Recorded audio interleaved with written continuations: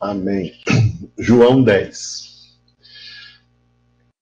Jesus começa dizendo assim: em verdade vos digo, que não entra pela porta no aprisco das ovelhas, mas sobe por outra parte, esse é ladrão e salteador. Aquele, porém, que entra pela porta, esse é o pastor das ovelhas. Para este o porteiro abre, as ovelhas ouvem a sua voz. Ele chama pelo nome as suas próprias ovelhas e as conduz para fora. Depois de fazer sair todas as que lhe pertencem, vai adiante delas, e elas o seguem, porque lhe reconhecem a voz. Mas de modo nenhum seguirão o estranho, antes fugirão dele, porque não conhecem a voz dos estranhos. Jesus lhes propôs esta parábola, mas eles não compreenderam o sentido daquilo que lhes falava.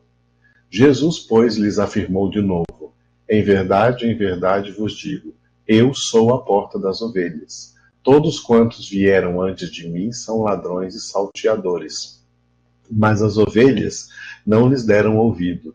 Eu sou a porta. Se alguém entrar por mim, será salvo, entrará e sairá e achará pastagem. O ladrão vem somente para roubar, matar e destruir. Eu vim para que tenham vida e a tenham em abundância. Eu sou o bom pastor. O bom pastor dá a vida pelas ovelhas. O mercenário, que não é pastor, a quem não pertencem as ovelhas, vê vir o lobo, abandona as ovelhas e foge. Então o lobo as arrebata e dispersa. O mercenário foge porque é mercenário e não tem cuidado com as ovelhas. Eu sou o bom pastor, conheço as minhas ovelhas, e elas me conhecem a mim. Assim como o Pai me conhece a mim, e eu conheço o Pai, e dou a minha vida pelas ovelhas. Ainda tenho outras ovelhas, não deste aprisco. A mim me convém conduzi-las. Elas ouvirão a minha voz. Então haverá um rebanho e um pastor. Por isso o Pai me ama, porque eu dou a minha vida para reassumir. Ninguém a tira de mim, pelo contrário, eu espontaneamente a dou. Tenho autoridade para a entregar e também para reavê-la. Este mandato recebi de meu Pai. Por causa dessas palavras, rompeu nova dissensão entre os judeus. Muitos deles diziam: ele tem demônio e enlouqueceu, por que o ouvis? Outros diziam: este modo de falar não é de endemoniado. Pode, porventura, um demônio abrir os olhos aos cegos? Celebrava-se em Jerusalém a festa da dedicação. Era inverno. Jesus passeava no templo, no pórtico de Salomão. Rodearam-no, pois, os judeus e o interpelaram: até quando nos deixarás a mente em suspenso? Se tu és o Cristo, dize-o francamente. Respondeu-lhe Jesus: já vou-lo disse, e não credes. As obras que eu faço em nome de meu Pai testificam a meu respeito. Mas vós não credes, porque não sois das minhas ovelhas. As minhas ovelhas ouvem a minha voz. Eu as conheço, e elas me seguem. Eu lhes dou a vida eterna. Jamais perecerão, e ninguém as arrebatará da minha mão. Aquilo que meu Pai me deu é maior do que tudo, e da mão do Pai ninguém pode arrebatar. Eu e o Pai somos um. Novamente pegaram os judeus em pedras para lhe atirar. Disse-lhe Jesus: tenho-vos mostrado muitas obras boas da parte do Pai. Por qual delas me apedrejais? Responderam-lhe os judeus: não é por obra boa que te apedrejamos, e sim por causa da blasfêmia, pois sendo tu homem, te fazes Deus a ti mesmo. Replicou-lhes Jesus: não está escrito na vossa lei, eu disse, sois deuses? Se ele chamou deuses aqueles a quem foi dirigida a palavra de Deus, e a Escritura não pode falhar, então daquele a quem o Pai santificou e enviou ao mundo, dizeis: tu blasfemas, porque declarei sou filho de Deus? Se não faço as obras de meu Pai, não acrediteis. Mas se faço e não me credes, crede nas obras, para que possais saber e compreender que o Pai está em mim e eu estou no Pai. Nesse ponto procuravam outra vez prendê-lo, mas ele se livrou das suas mãos. Novamente se retirou para além do Jordão, para o lugar onde João batizava no princípio, e ali permaneceu. E iam muitos ter com ele e diziam: realmente João não fez nenhum sinal, porém tudo quanto disse a respeito deste era verdade. E muitos ali creram nele. Aleluia. Obrigado, Senhor, por essa nossa aula de hoje, por cada uma dessas palavras que lemos, palavras do Senhor, que és o nosso pastor e nos alimentas com esta palavra. Obrigado pela vida dos meus irmãos e irmãs aqui presentes comigo nessa sala virtual. Abençoa o Diego, a Eloane, a Juliana, a Mábia, o Mahatma, Paulo Henrique, a Simone, a Tânia, o Tiago, o Wesley Castro e quantos mais estiverem ainda aí conectando-se conosco nessa aula de hoje. Primeira aula, Senhor, desse novo mês de outubro que o Senhor nos concede. Consagramos a Ti, Senhor, cada dia, cada aula nesse mês, que nós possamos aproveitar tudo isso para crescer juntos na graça, no amor e no conhecimento do Senhor. Em nome de Jesus, amém. Muito bem, queridos e queridas, vamos começar neste mês de outubro, né, a ver os slides referentes ao Evangelho do Senhor escrito por Lucas. Lembrando que Lucas não foi um apóstolo de Cristo Jesus. Tá? Ele foi um crente em Cristo Jesus, um discípulo de Cristo Jesus, não contemporâneo a Jesus, não do tempo de Jesus, mas tardio, anos depois. Né?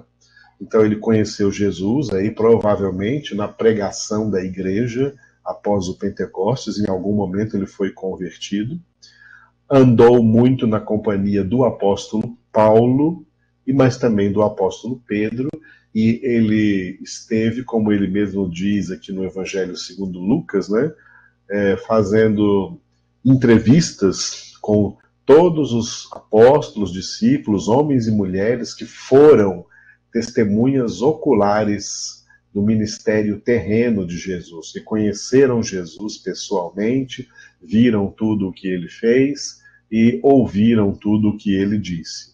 Ele então foi, por isso que o Evangelho de Lucas é mais enriquecido em determinados detalhes do que de Mateus e Marcos, porque ele pesquisou muito para escrever este livro, tá? O Evangelho segundo Lucas. Sabemos que ele, né, é um médico, é chamado de médico, né, e como médico também se tornou um historiador, né, um historiador, porque escreveu 2 livros históricos aí, fazem parte dos livros históricos do Novo Testamento, que é este Evangelho segundo Lucas, e o livro dos Atos dos Apóstolos. Então, Lucas, né, tem aí 2 grandes participações no Novo Testamento. Né? Os 2 maiores livros do Novo Testamento, em termos de capítulos, né, é Mateus e Atos. Atos foi escrito por Lucas, então escreveu um dos maiores livros do Novo Testamento, né, com 28 capítulos, o livro dos Atos. Mas esse livro que nós estamos vendo aqui, Lucas, né, o Evangelho segundo Lucas, com 24 capítulos, são 24 capítulos, mas são normalmente capítulos extensos, capítulos grandes. Né?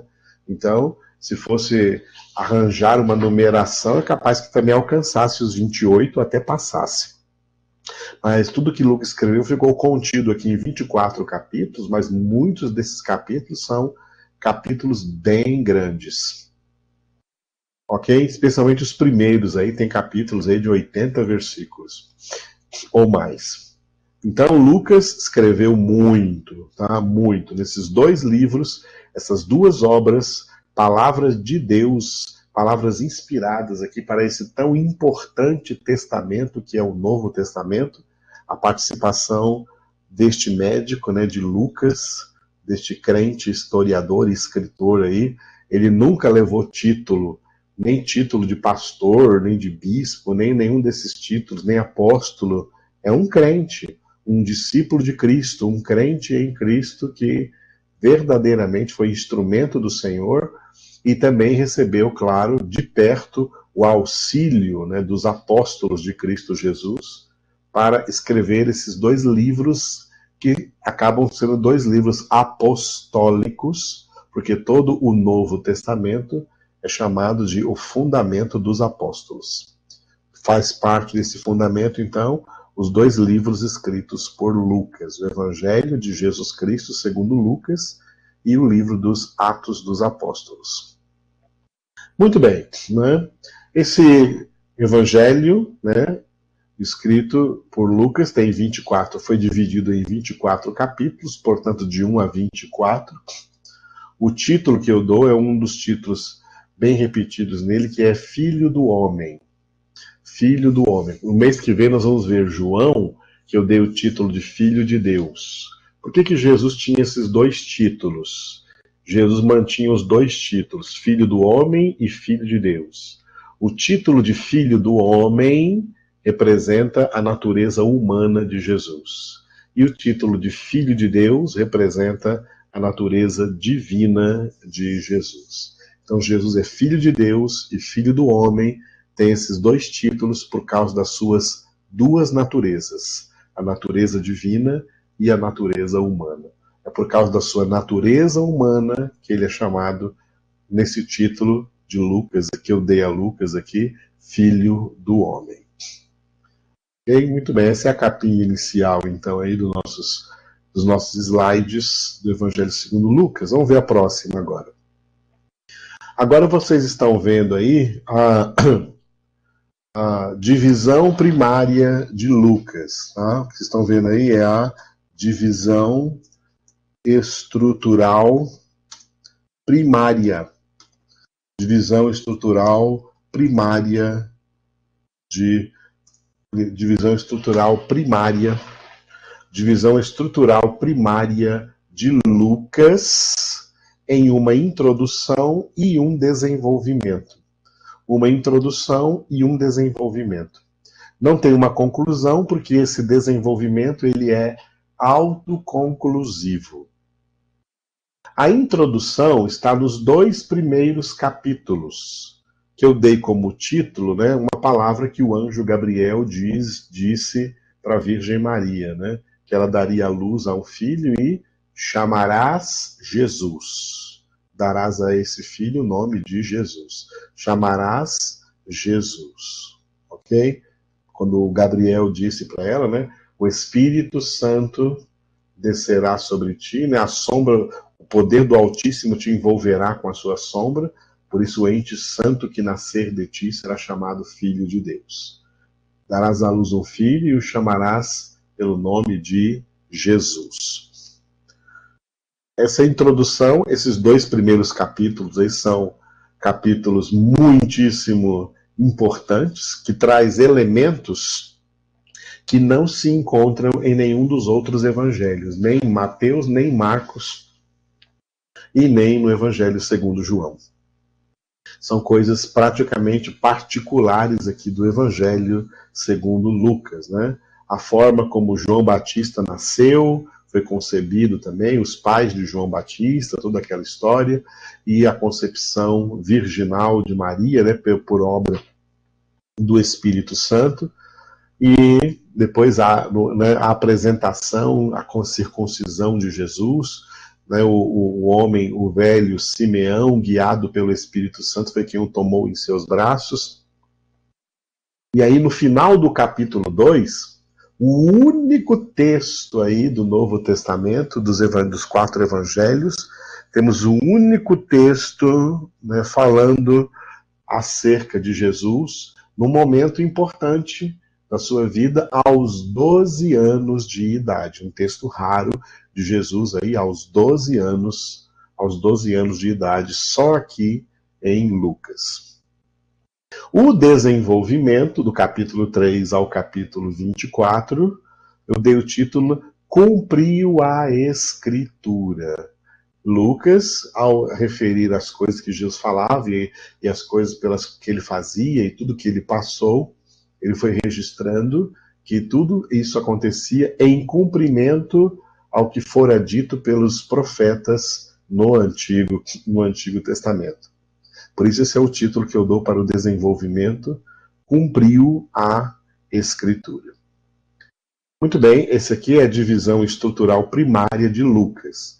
Agora, para o próximo slide, nós vamos deixar de lado a introdução e nos concentrar somente nesse desenvolvimento, que vai do capítulo 3 até o capítulo 24, ok? Juliana está perguntando aí, né, o que significa sinóticos, evangelhos sinóticos, tá? A palavra sinóticos vem de sinopse, tá? Sinopse é uma espécie de resumo histórico, tá? Sinopse é uma espécie de resumo histórico. Uma sinopse da história é um resumo da história. Tá? Esses três evangelhos, Mateus, Marcos e Lucas, são chamados de sinóticos, porque eles fazem um resumo da história de Jesus na Terra, especialmente do seu ministério, até a sua morte e ressurreição. Tá? Já o evangelho segundo João, ele não se prende muito a fazer uma sinopse, um resumo da história. O Evangelho de João é o evangelho mais teológico, do significado teológico da pessoa de Jesus, da sua vinda, da obra da salvação e das coisas que ele fez e ele ensinou, ok? Não necessariamente numa ordem lógica, mas numa ordem conveniente que o apóstolo João, sob a inspiração do Espírito Santo, resolveu colocar tudo que Jesus fez e falou ali no evangelho mais profundo, né? Mais profundo, porque é um evangelho mais teológico, o evangelho segundo João. Mas Mateus, Marcos e Lucas, eles três têm em comum isso. Eles fizeram uma sinopse. Por isso são evangelhos sinóticos, tá? Fizeram um resumo da história de Jesus aqui na Terra. Né? O momento da história da humanidade, o momento mais crucial da história da humanidade foram aqueles 30 e poucos anos em que este personagem, encarnado em natureza humana, esteve pisando aqui nesse planeta. Por aqueles 33 anos e meio, até que Jesus foi assunto aos céus, até o dia em que Jesus foi assunto aos céus, aqueles cerca de 33 anos e meio foram as 3 décadas e pouca, 3 décadas e 3 anos e meio, mais cruciais da história, o único tempo da história em que um ser humano que estava aqui na Terra era um ser humano radicalmente sem nenhum pecado. E que em todos esses anos que viveu, não cometeu nenhum pecado, nem por pensamento, nem por palavra, nem por ação. O único ser humano justo, íntegro, reto, santo que pisou nessa terra é o nosso Senhor Jesus Cristo. Portanto, esse período da história desses 33 anos e meio, cuja maioria ficou aí no anonimato, não sabemos tudo o que aconteceu na maioria desses 33 anos e meio, só no início, né, nascimento de Jesus, depois Lucas dá um insight ali dos 12 anos de idade, depois só com 30 anos, quando ele começou o seu ministério, né, foi batizado e começou o seu ministério até o final do seu ministério. Isso faz, então, né, desses evangelhos sinóticos, 3 livros de grande relevância, de grande importância, por registrarem esse período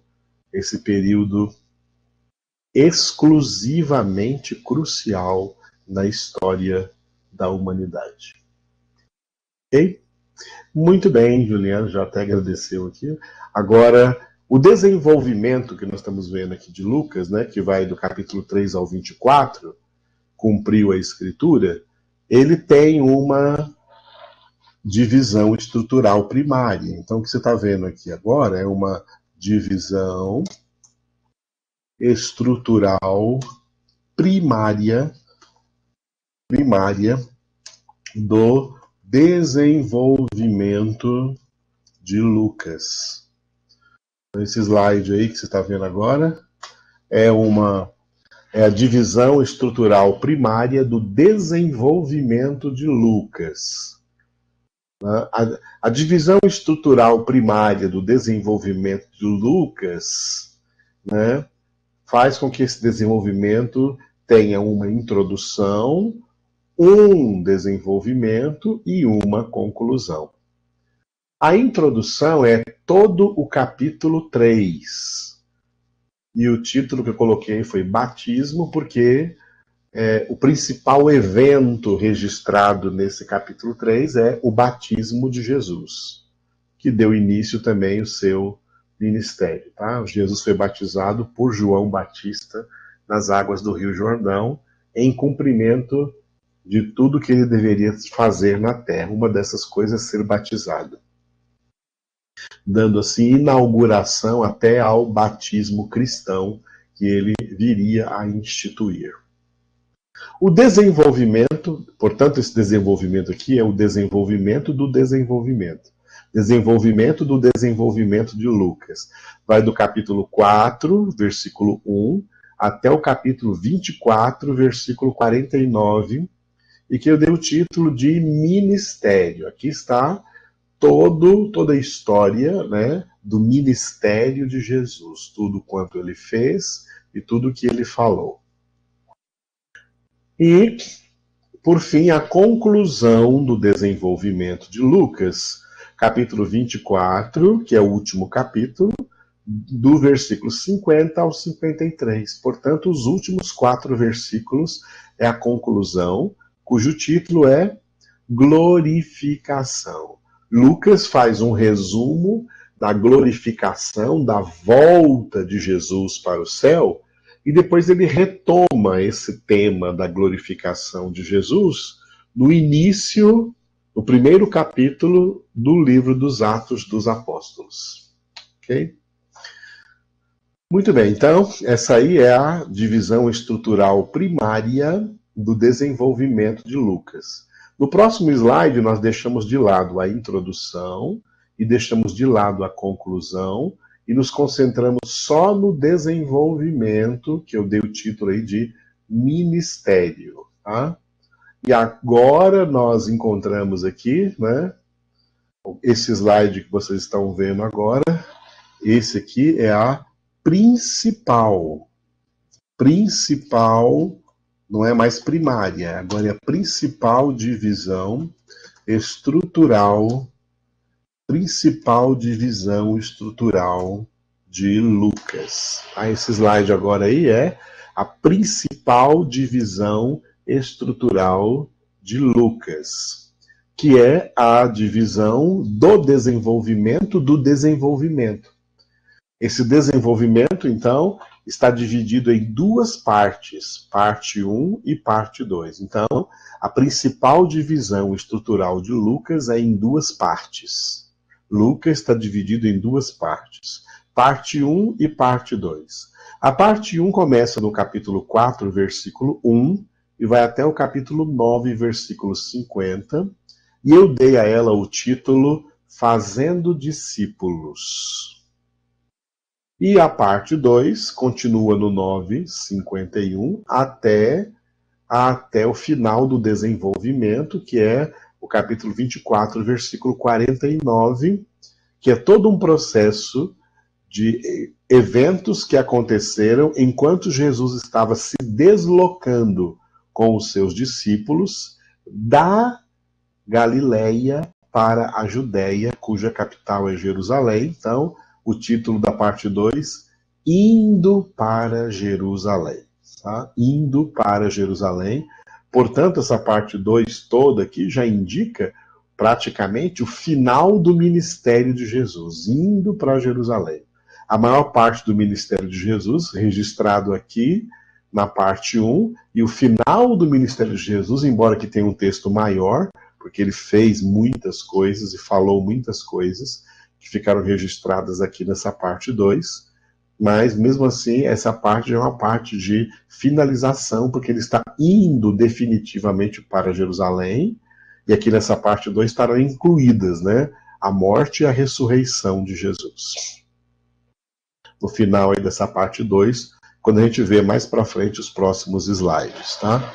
Então esse aqui é só a nossa primeira aula, né, de Lucas, aqui nos slides de Lucas.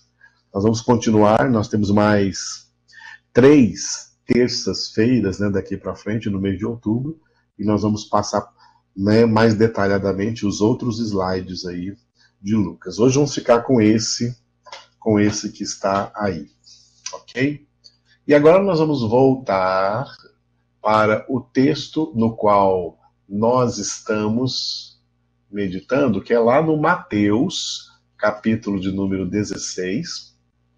Nós passamos pelo versículo 16, né, que foi aquela resposta de Simão Pedro diante da pergunta de Jesus, e Simão Pedro respondeu: Tu és o Cristo, o Filho do Deus vivo.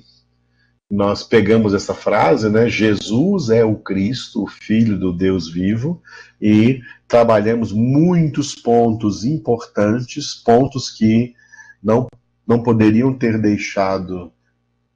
sido deixados de lado, né, numa análise dos evangelhos, já que nós temos tão pouco tempo para analisar 4 livros tão importantes. Essa matéria deveria ser, no mínimo, de 4 períodos, um período para cada um dos evangelhos, tá? Mas infelizmente nós temos um período para os 4 evangelhos, então a gente pega uma linha teológica mais relevante para estar expondo para vocês nas aulas expositivas.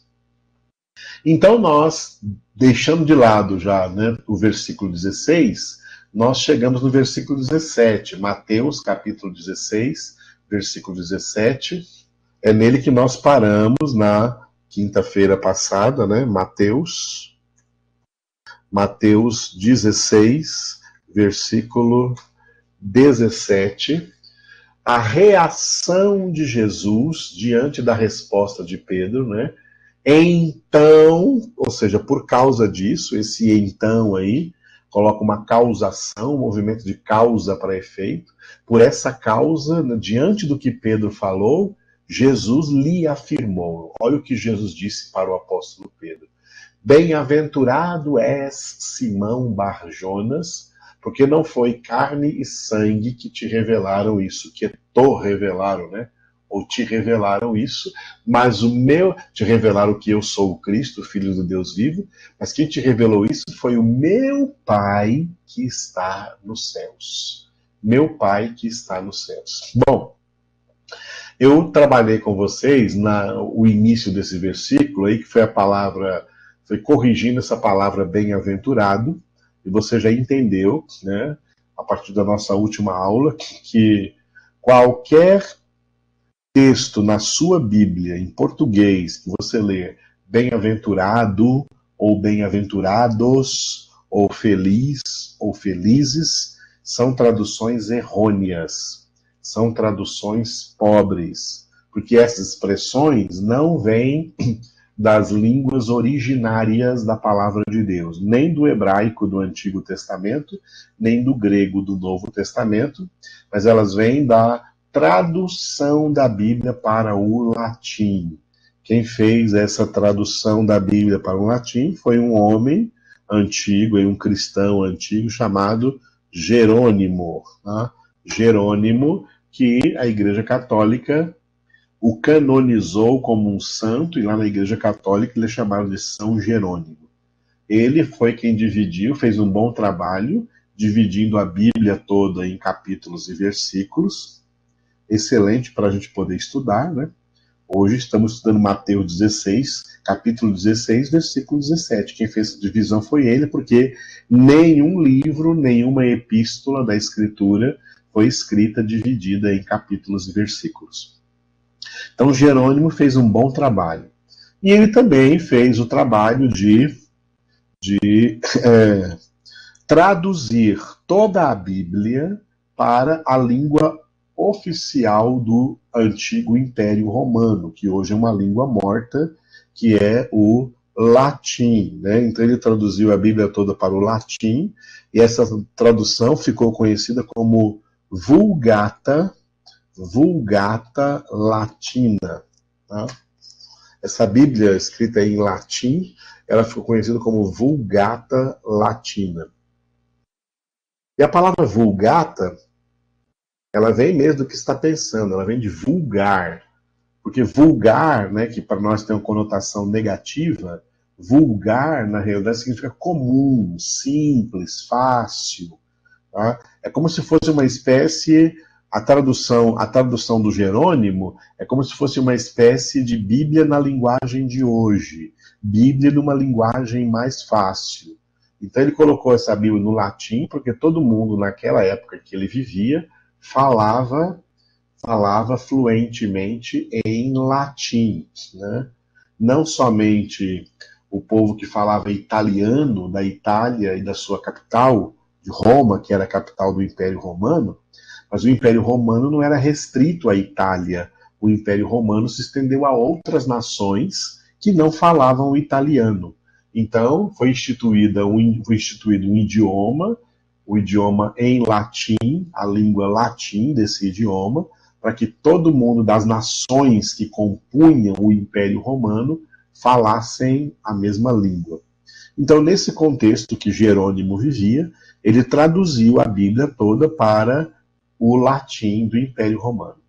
Só que ele fez um bom trabalho, né, todas as vezes, e na maioria das vezes, na maioria dos textos, ele foi fiel na tradução do hebraico e do grego para o latim, mas em alguns textos ele não foi fiel ao hebraico e ao latim, e ele substituiu, ao invés de fazer uma tradução, ele fez uma substituição de certas palavras do hebraico e do latim para palavras originárias do latim. Tá?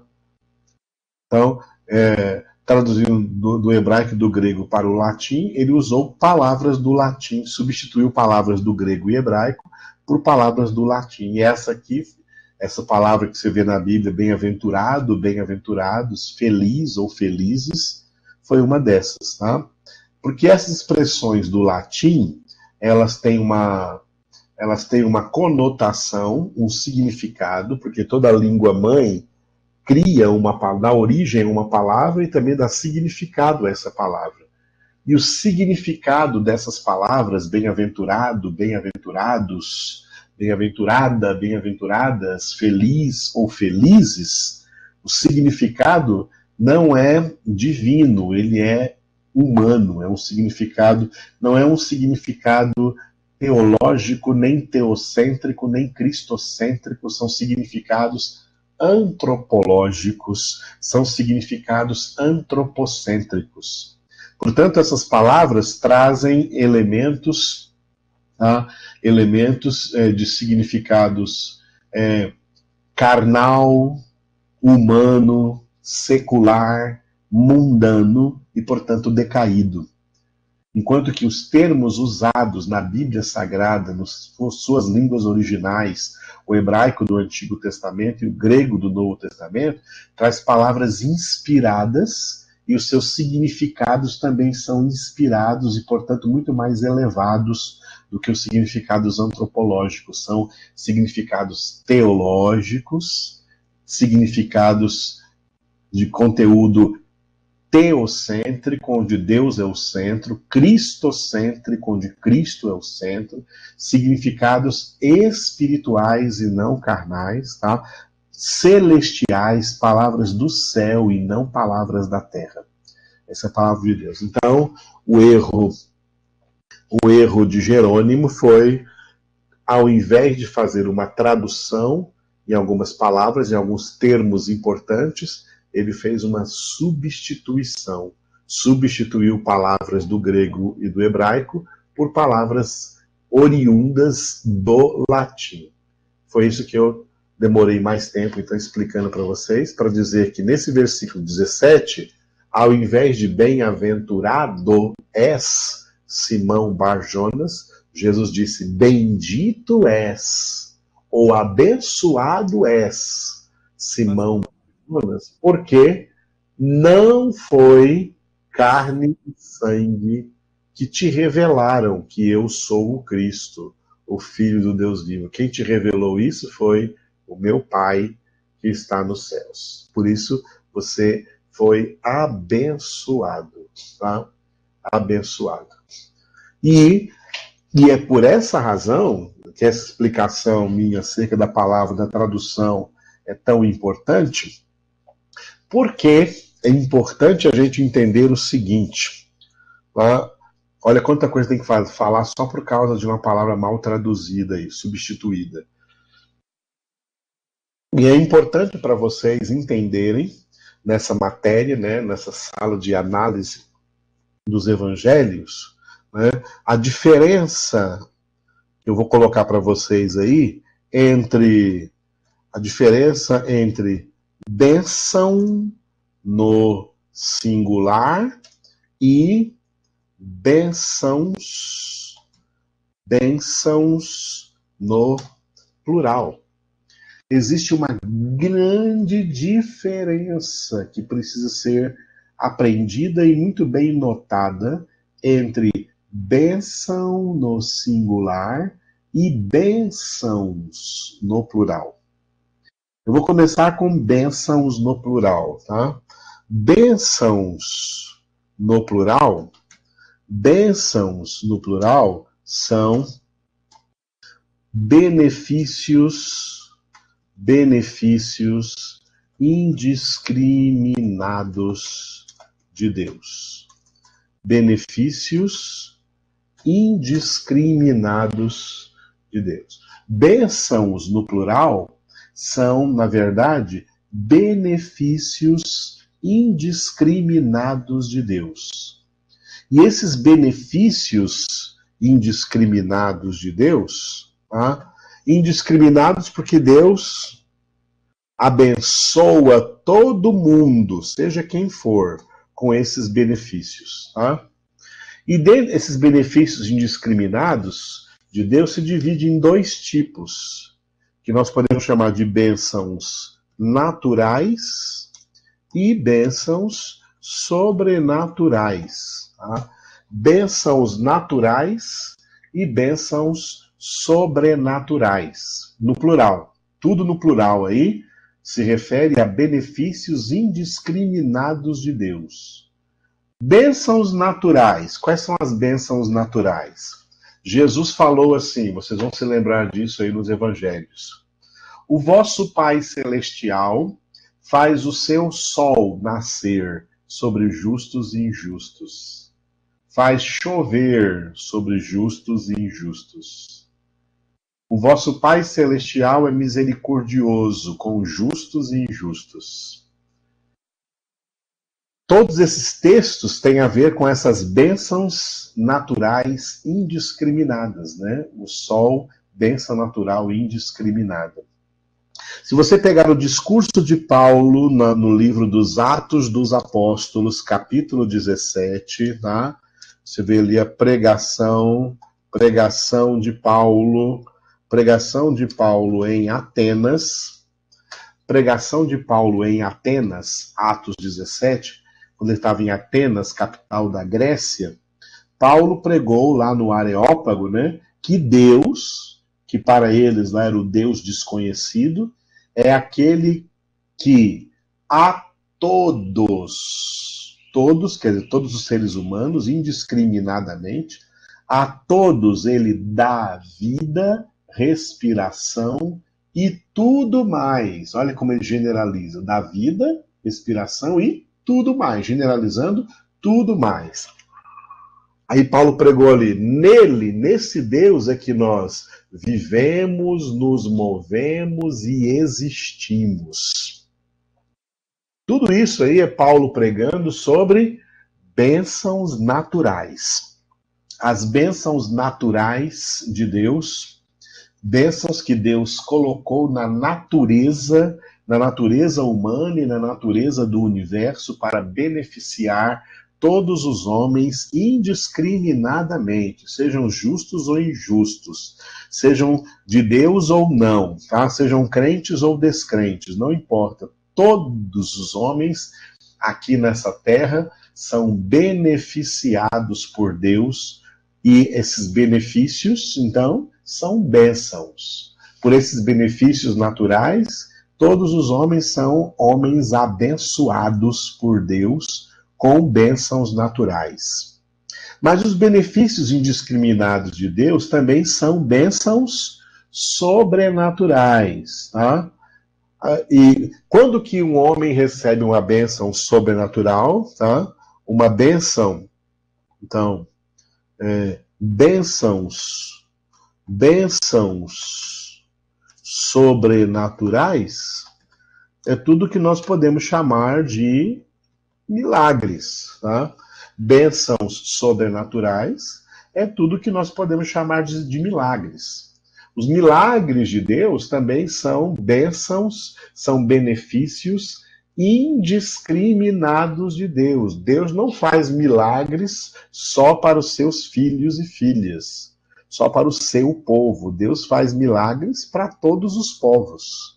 Deus faz milagres, Deus cura pessoas ímpias, pessoas que não são convertidas. Muita gente recebe curas milagrosas de Deus, muita gente recebe operações milagrosas de Deus, operações sobrenaturais de Deus, mesmo sem ser crentes. Os milagres de Deus, portanto, são bênçãos sobrenaturais e que faz parte dos benefícios indiscriminados de Deus. Lembra que ele curou os 10 leprosos? Os 10 foram curados. Um só voltou para Jesus, os outros 9 não. A gente entende que esse que voltou foi convertido. Os outros 9 não se converteram. Só receberam a bênção sobrenatural deles, que foi a cura da lepra. E foram embora, assim, para continuar a sua vida, viver a sua vida normal na Terra, né? Só com esse benefício que faz parte aí das bênçãos plurais. Bênçãos plurais que são, então, benefícios indiscriminados de Deus. Mas nós precisamos entender em separado, né, o que significa, então, bênção no singular. Bênção no singular tem um significado único, que é o significado de salvação. Bênção no singular é salvação. Todo mundo, indiscriminadamente, é abençoado com as bênçãos plurais. Mas com a bênção singular da salvação, não são todos. Só os que são alcançados por essa graça. Ela não alcança todo mundo. Nós temos para isso dados históricos, temos para isso dados bíblicos, temos para isso dados contemporâneos. Dados históricos, né? Imagina quantos seres humanos já viveram no mundo desde Adão para cá. E você pode imaginar quantos deles foram salvos e quantos não foram salvos. Dados contemporâneos. Hoje contemporâneo é hoje, atual, dados atuais. Nós temos no mundo cerca de mais de 7 bilhões de seres humanos. Desses 7 bilhões é um número descomunal. Quantos são salvos e quantos são condenados? Já pensou nisso? E temos os dados bíblicos. Os dados bíblicos apontam que a salvação não é para a maioria. Os dados bíblicos apontam que a salvação é para a minoria. Tem vários textos bíblicos que comprovam isso, né? Um deles é o de Mateus 7, 13, 14. Nas palavras de Jesus, quando ele exortou: entrai pela porta estreita, porque larga é a porta e espaçoso o caminho que conduz à perdição, e são muitos os que entram por essa porta. Tá? Muitos aí é igual a maioria. Muitos é igual a minoria. Estreita, porém, é a porta e apertado o caminho para a vida, o caminho da salvação. E são poucos os que acertam com essa porta. Poucos aí é a minoria. Poucos aí é a minoria. Tá? A salvação é uma bênção diferenciada de toda e qualquer outra bênção. Tá? As outras bênçãos são aí indiscriminadas e deliberadas por Deus com abundância, né, sobre toda a humanidade, mas a salvação não, a salvação é restrita a salvação é restrita a uma minoria. Por isso, veja o que o apóstolo Pedro disse em 1 Pedro, capítulo 4, versículo 18. Capítulo 4, versículo 18, Pedro disse aí que é com dificuldade que o justo é salvo. Ele falou isso dentro de uma pergunta retórica. Ele perguntou assim: se é com dificuldade que o justo é salvo, onde vai comparecer o ímpio, sim, o pecador? Olha a pergunta de Pedro, e dentro dessa pergunta retórica, ele coloca exatamente essa questão. Né? É com dificuldade que o justo é salvo. Por isso que a salvação nunca foi para a maioria. A salvação é para a minoria. A minoria. E falando desse assunto, é bom que a gente tome consciência do seguinte, tá? Que existe um pensamento, né? Existe por aí, há séculos de cristianismo, existe um pensamento utópico, um pensamento utópico de salvação universal, tá?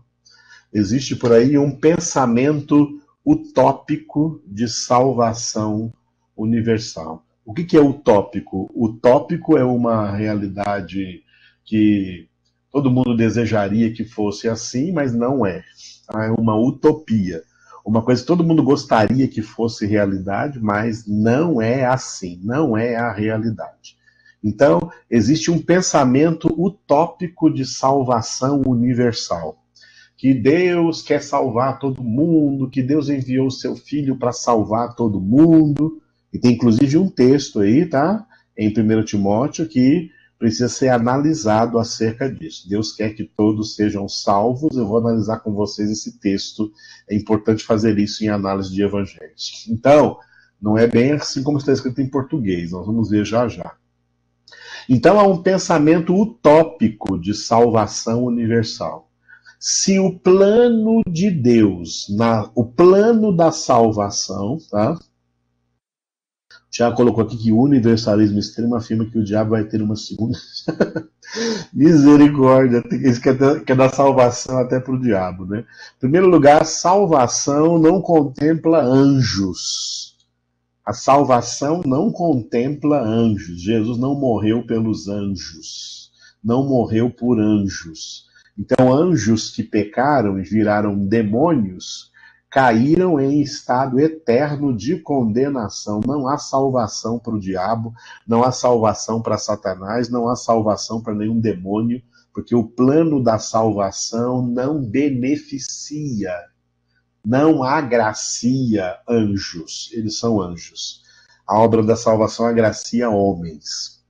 Só que o plano da salvação jamais pode ser entendido como um plano universal para salvar todos os homens. Por quê? Jó declarou, né, orando, o que se tornou agora palavra para nós, palavra de Deus, em Jó 42:2, quando Jó orou a Deus dizendo: bem sei que tudo podes, e nenhum dos teus planos pode ser frustrado. Isso é palavra de Deus. Nenhum plano de Deus pode ser frustrado. Se o plano da salvação fosse para salvar todos os homens seriam salvos. Esse plano não poderia ser frustrado por nada, por ninguém, por nenhuma circunstância, por nenhum motivo, ok? Porque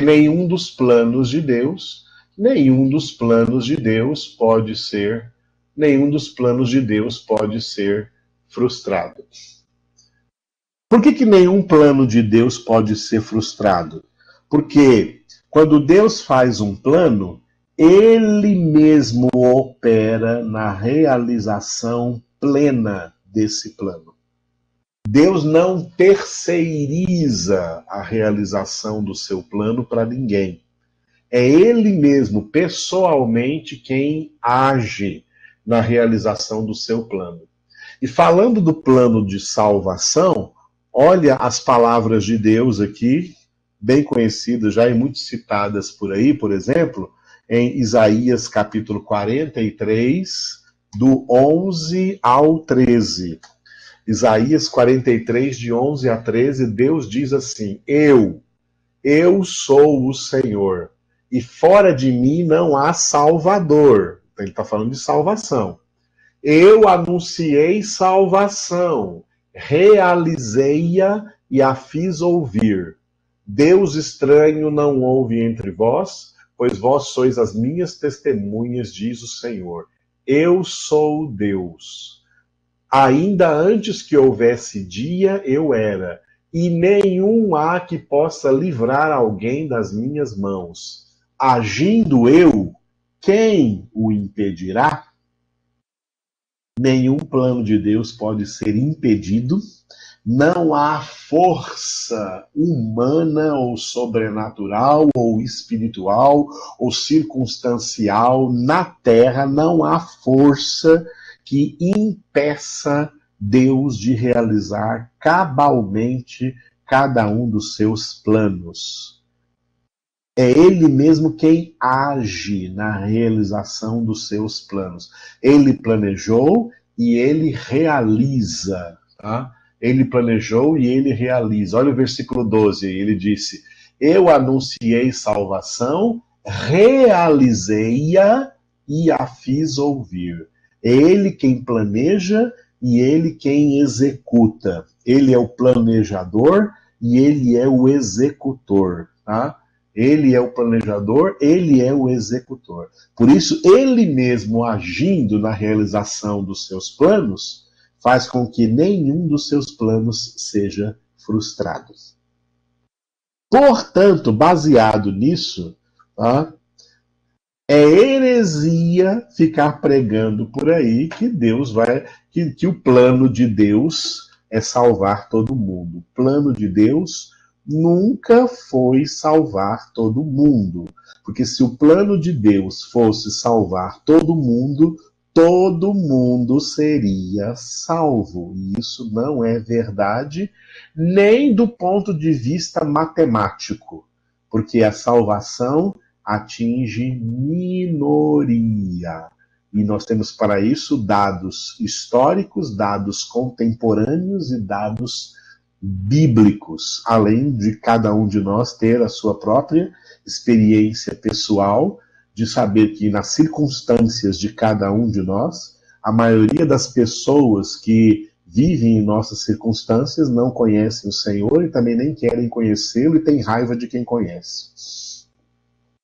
Então, não há plano de salvação para a maioria das pessoas. O plano de salvação é para uma minoria das pessoas, tá? E quando eu falo sobre isso, né, de vez em quando alguém me faz uma pergunta inteligente, né, que a gente encontra acerca do que a gente encontra aqui no que o apóstolo Paulo falou em 1 Timóteo, capítulo 2, versículos 3 e 4, né? 1 Timóteo, capítulo 2, versículos 3 e 4. Onde Paulo escreveu assim, que bonito, olha. Isso é bom e aceitável diante de Deus, nosso Salvador, o qual deseja, na minha Bíblia, né, a minha tradução, que é Almeida Revista e Atualizada, colocou o verbo desejar aqui. O qual deseja, atenção a esse verbo, deseja que todos os homens sejam salvos e cheguem ao pleno conhecimento da verdade. Na Bíblia Revista e Corrigida, que muitos de vocês devem ter, e também outras traduções, não usa o verbo desejar, usa o verbo querer. Deus quer, o qual quer que todos os homens sejam salvos e cheguem ao pleno conhecimento da verdade. Aí, baseados às vezes nessa palavra, as pessoas ficam aí com esse pensamento utópico de salvação universal, né? Esse universalismo da salvação aí que o Tiago falou sobre ele. Então, vamos entender esse texto aqui, especialmente do versículo 4, que diz que Deus deseja que todos os homens sejam salvos, ou que Deus quer que todos os homens sejam salvos. Em primeiro lugar, vamos entender o seguinte, que as pessoas que defendem que a salvação é para todo mundo, então eles submetem a salvação ao querer humano, tá? Eles submetem a salvação ao querer humano. Se Deus quer que todo mundo seja salvo, então depende agora do querer humano, do querer do homem. Então a salvação é para o homem que quiser, tá? O homem que quiser, cada um é salvo de acordo com a sua vontade. Quem quiser ser salvo, vai ser salvo, tá? É o querer humano. Isso está errado. Deus jamais confiaria a realização do seu plano ao querer humano. Deus não submete a realização do seu plano ao querer humano. O querer humano jamais está acima do plano de Deus. O plano de Deus é soberano, o querer humano é relativo, não é soberano. O querer humano é fraco, o querer humano é pequeno, o querer humano é baixo. O querer humano, a vontade humana, tá? A vontade humana foi terrivelmente atingida pelo pecado original. A vontade humana, ou o querer humano, a vontade humana foi terrivelmente atingida pelo pecado original, né? Paulo Henrique colocou aí que é a teologia universalista, se todos se salva, né? Dizendo para todos, salve-se, ou seja, cada um se salva, cada um é responsável pela sua salvação, porque depende de você querer, né?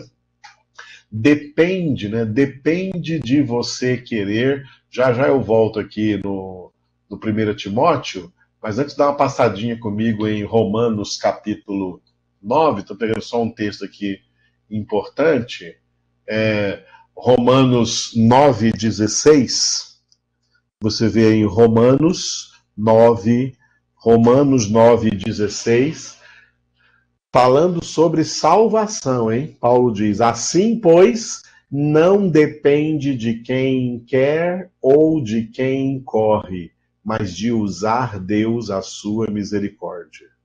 Não depende de quem quer ou de quem corre, mas de usar Deus a sua misericórdia. Depende de Deus e não do homem. Depende do querer de Deus, não jamais do querer humano.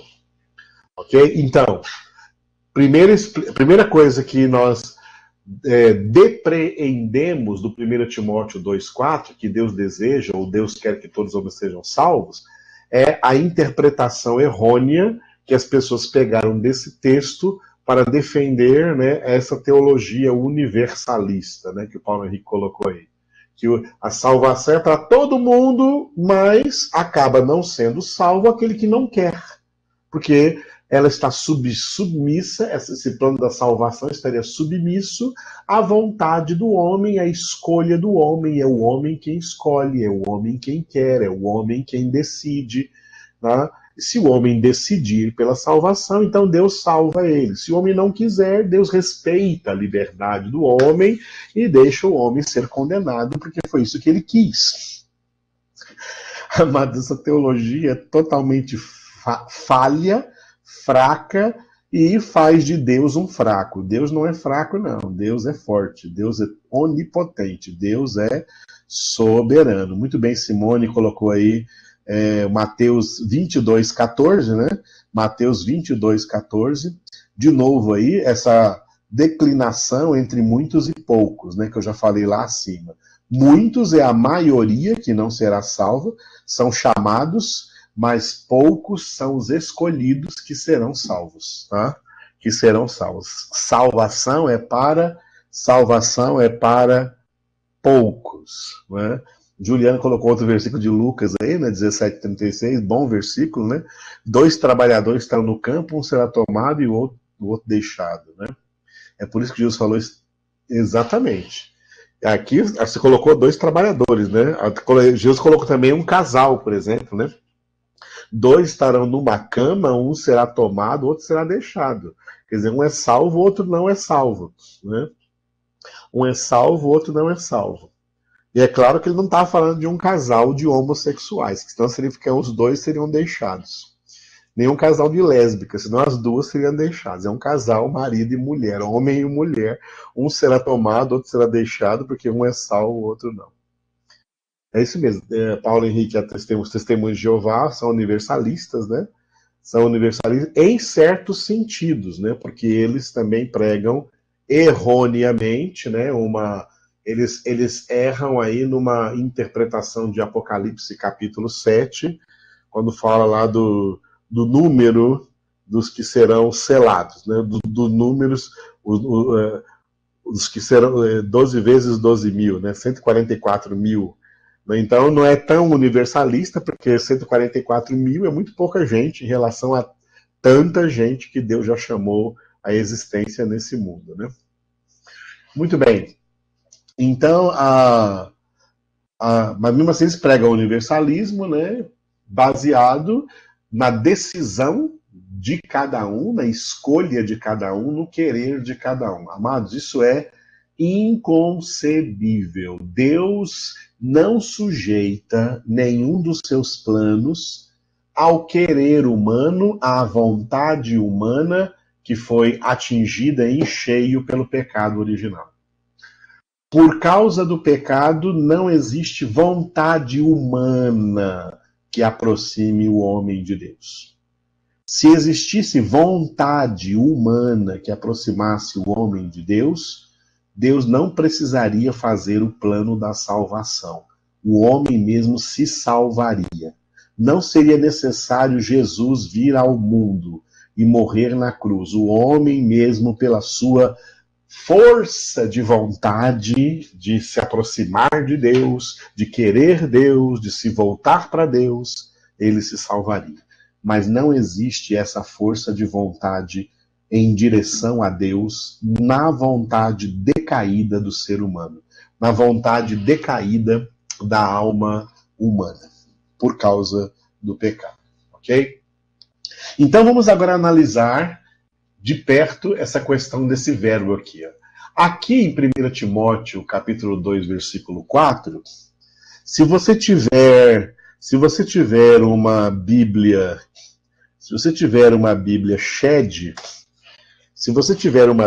Shed, conhece essa Bíblia aí? A Bíblia Shed é a Bíblia que vem com a tradução que eu uso, a Almeida, revista e atualizada, tá?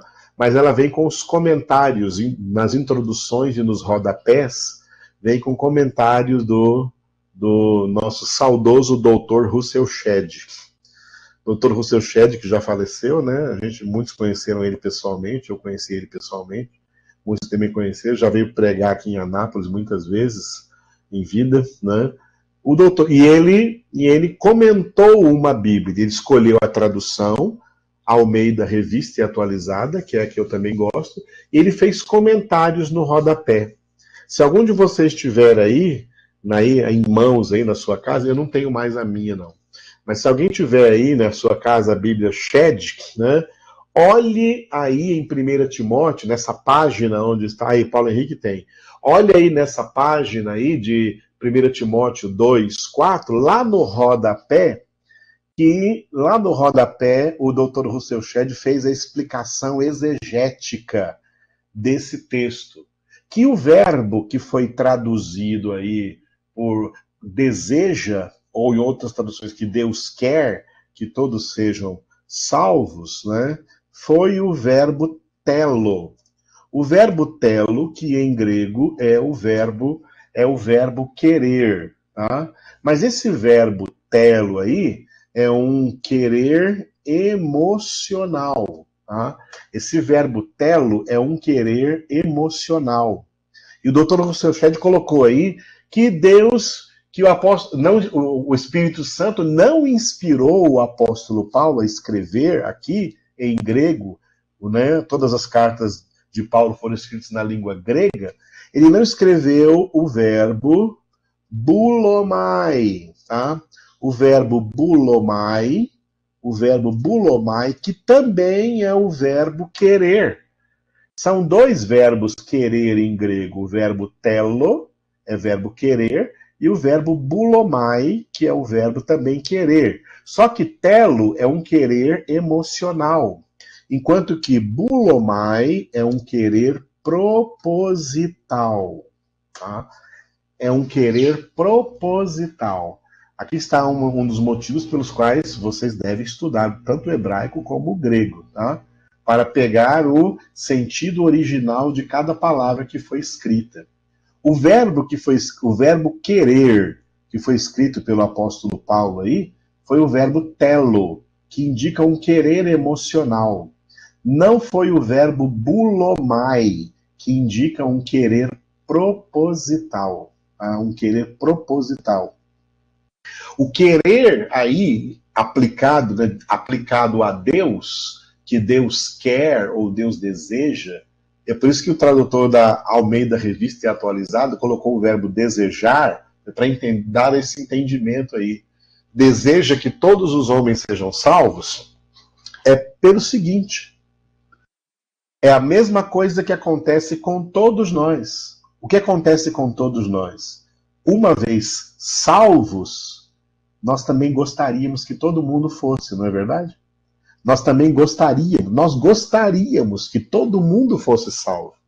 Nós gostaríamos que todo mundo conhecesse Jesus.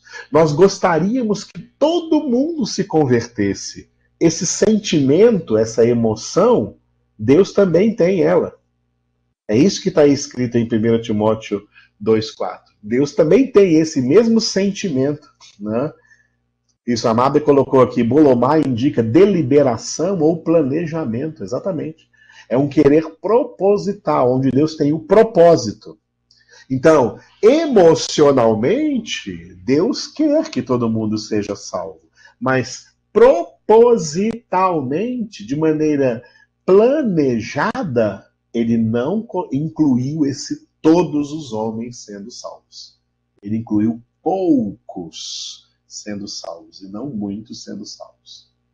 Por isso que é importante conhecer as línguas bíblicas para entender o verdadeiro significado das palavras e, em especial, dos verbos, tá? Então, em grego tem dois verbos querer, mas dois tipos diferentes de querer. Um querer emocional, sentimental, né, que dá aquela ideia de boa vontade, né? A gente quer isso, somos homens de boa vontade, mulheres de boa vontade. Nós queremos o bem de todo mundo. Nós queremos a salvação de todo mundo. Deus também. Deus não queria a condenação de ninguém. No entanto, né, pelo advento do pecado, Deus sabia que o pecado viria e ele elaborou o plano da salvação, mas esse plano não envolve salvar todo mundo. Tá? Envolve salvar os poucos escolhidos, né, que a Simone colocou aí, citando Mateus 22, 14, nas palavras de Jesus, muitos são chamados, porém poucos escolhidos. O universalismo da salvação, as doutrinas, a heresia do universalismo da salvação, joga tudo isso para a vontade do homem, para o querer do homem, que depende do homem querer. Foi por aí que começou a ter na pregação dos evangelhos no início do século XX. Antes não tinha isso, não. No início do século XX, começaram a fazer aquele apelo, né? Apelo para aceitar Jesus. Aquele apelo, o pregador prega a palavra e no final ele tem que fazer um apelo para as pessoas aceitarem Jesus. Essa questão do apelo para as pessoas aceitarem Jesus, ela veio no início do século XX, nunca existiu isso antes, ela veio no início do século XX, né? Porque as pessoas, né, os pregadores, começaram, as igrejas, os pastores, até teólogos, começaram a acreditar que tudo depende do homem querer. Então, o pregador tem que convencer o homem a querer aceitar Jesus, tá? A querer aceitar Jesus. Nós vamos ver ainda em Mateus 16, né, que nenhum homem aceita Jesus, nenhum homem pecador tem o poder de aceitar Jesus. É Jesus quem aceita e Jesus quem rejeita. Nenhum homem tem poder de aceitar Jesus. É Jesus quem aceita e Jesus quem rejeita. E nós vamos ver aí no desenvolvimento aí das nossas aulas expositivas ainda em Mateus capítulo 16.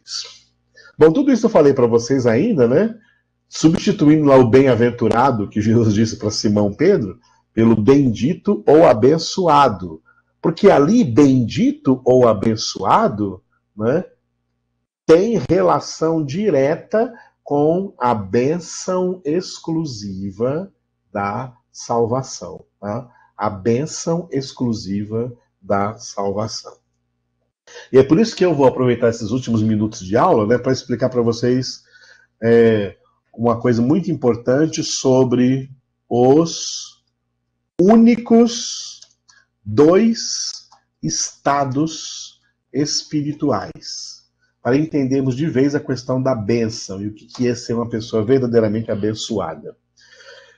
Existem apenas 2 estados espirituais.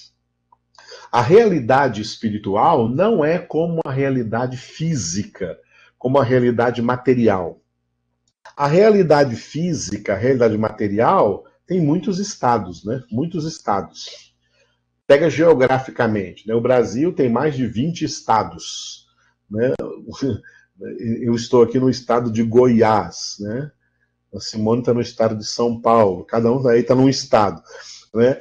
Estado, a palavra estado vem do verbo estar, tá? A palavra estado, ela nasce do verbo estar, aonde alguém está, vem do verbo estar, é o estado, tá?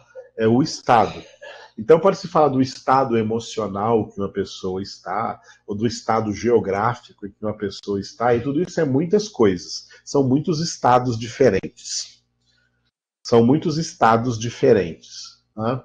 Mas espiritualmente, na realidade espiritual, só existem 2 estados. Tá? Só existe o estado de salvação e o estado de condenação. Esses são os 2 únicos estados espirituais existentes. E como estado significa estar, cada pessoa humana só pode estar em um estado. Ninguém pode estar nos 2 estados ao mesmo tempo. cada pessoa só pode estar em um estado. Se a pessoa está no estado de salvação, logo ela não está no estado de condenação. E se a pessoa está no estado de condenação, logo ela não está no estado de salvação. Paulo Henrique escreveu para nós aqui, né, o rodapé, né, o rodapé lá o comentário do Dr. Russell Shedd no rodapé do 1 Timóteo 2,4. Né? Deseja todos salvos, indica a universalidade da graça e não o universalismo da salvação. Deseja, do verbo grego, gr grego telo, com a conotação de sentimento ou emocional, e não bulomai, com a ideia de deliberação ou planejamento. Ok? R. Shedd aí, Dr. Russell Shedd, colocou esse comentário aí, né, na Bíblia, no final aí, no final da página onde está 1 Timóteo capítulo 2, versículo 4. Eu não tenho mais a Bíblia Shedd, mas eu nunca esqueci desse comentário aí. Já tive muitas Bíblias Shedd, mas nunca esqueci desse comentário em particular aí, porque ele é muito explicativo, né? Eu tô bom de memória. Glória a Deus. Apesar dos 60 anos, eu tô bem ainda. Já é uma Glória. carta viva andando já. Aleluia. Então, obrigado, Paulo. Então, só existem dois estados espirituais onde alguém possa estar: estado de salvação ou estado de condenação. Tá? Esses dois estados, eles podem adotar exatamente esse mesmo nome. O estado de salvação, tá?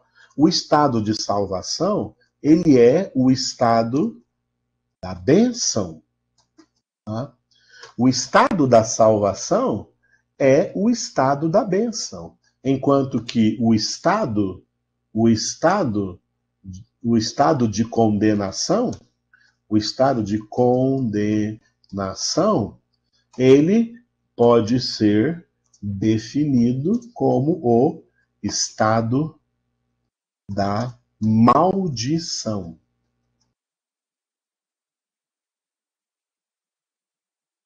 Ô, Mábio, pode tentar. Mábio perdeu. Glória a Deus. Então, olha, o estado de salvação, ele pode ser chamado de o estado da bênção. Porque bênção no singular se refere à salvação e não a qualquer outro benefício que alguém ganhe de Deus, seja benefício natural ou benefício sobrenatural. Tá? A maior bênção... Oi, Mábia, conseguiu ligar de novo, glória a Deus. A maior bênção que alguém recebe é a salvação, é a bênção por excelência. Então, salvação é a bênção, a gente pode chamar assim, bênção por excelência. Tá? A bênção, salvação é a bênção por excelência. É a mais excelente bênção que Deus pode ministrar sobre alguém, é a salvação. A salvação é a bênção mais importante, a maior bênção, acima de qualquer benefício natural, acima de qualquer outro benefício sobrenatural, acima de qualquer cura, acima de qualquer milagre. É melhor ser salvo do que ser curado de câncer e não ser salvo. É melhor ser salvo do que ser curado de AIDS e não ser salvo. É melhor ser salvo e não ser curado de nenhuma doença, morrer doente, mas morrer salvo. A salvação é a bênção por excelência. Então, esses dois estados, estado de salvação, estado de condenação, os únicos dois estados espirituais. É o estado da bênção e o estado da maldição. O estado da salvação é o estado da bênção. Quem está nesse estado é bendito. Pedro recebeu de Jesus essa palavra: bendito és, abençoado és. Quem está no estado de salvação é bendito e é abençoado. Quem está no estado de condenação, o estado de condenação é o estado de maldição. Porque as pessoas que estão no estado de condenação, elas estão ainda debaixo da maldição de Adão. Tá? Elas estão ainda debaixo da maldição de Adão.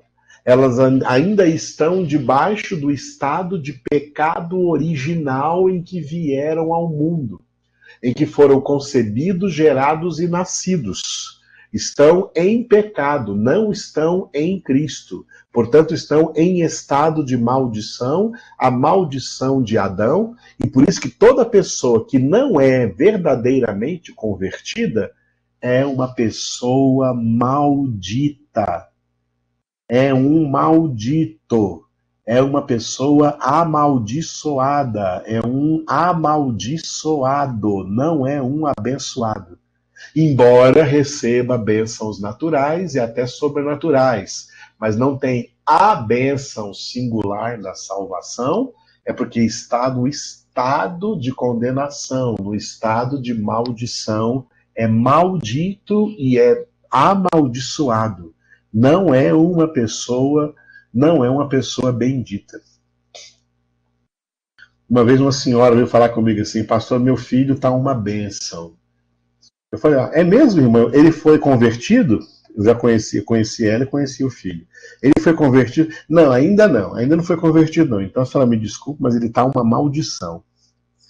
E seu filho não está uma bênção, seu filho está uma maldição. Ele só estará uma bênção depois da conversão, antes não. Aqui as pessoas não sabem, né? Os evangélicos hoje não têm consciência das coisas, vão falando as coisas por falar sem saber o que está falando. Tá? São dois estados bem definidos. O estado da salvação é o estado da bênção. Quem nele está é bendito, é abençoado. O estado de condenação é o estado da maldição. Quem nele está, está porque não é convertido. Está carregando sobre si o peso da maldição de Adão. Está carregando a sua própria condenação. Portanto, é maldito e é amaldiçoado. Isso é maldição. Nas invenções que fizeram por aí, nos últimos 40 anos de heresias que entraram nas igrejas evangélicas, inventaram uma tal de campanha de quebra de maldição. Isso não existe. Tá? A maldição de Adão, eu coloquei a maldição da Adão, né? Desculpe pelo erro de digitação aqui. A maldição de Adão, que é o pecado original, essa maldição é quebrada com a conversão. A conversão é a única quebra da maldição de Adão. A conversão é a única quebra da maldição de Adão, porque na conversão a pessoa é liberta por Deus do estado de condenação e transportada para o estado de salvação, que é o que Paulo escreveu em Colossenses capítulo 1, versículos 13 e 14. Ele nos libertou do império das trevas e nos transportou para o reino do Filho do seu amor, no qual temos a redenção, a remissão dos pecados. Então, não é? A única quebra de maldição que existe é a conversão. E a pessoa, uma vez convertida, né, no estado da bênção, ela recebe toda a autoridade de Jesus, como Jesus diz em Lucas 10, 19, né, eis que vos dei poder, autoridade, para pisar de serpentes e escorpiões, e todo o poder do inimigo, e nada, absolutamente, vos causará dano. Porque você está no estado de salvação, está no estado da bênção. E nesse estado você é mais que vencedor. Eu vou continuar falando sobre isso quinta-feira, tá? Quinta-feira nós vamos encerrar essa questão da diferença entre a bênção e a maldição. Bom, obrigado, Jesus, pela aula de hoje, por tudo quanto foi esclarecido para cada irmão e irmã que aqui esteve presente comigo nessa aula. Derrama sobre todos a tua bênção, essa bênção da salvação, corroborando em todos em nome de Jesus. Amém.